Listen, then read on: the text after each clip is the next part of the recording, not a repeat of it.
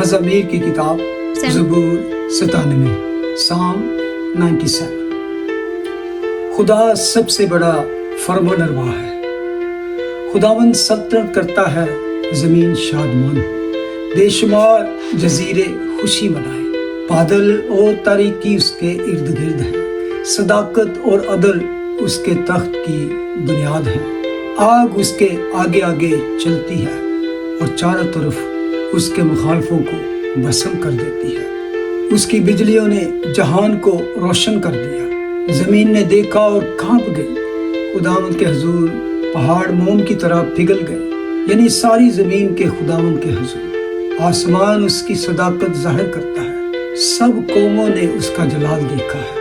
کھدی ہوئی مورتوں کے پوجنے والے جو بتوں پر فخر کرتے ہیں شرمندہ ہوں۔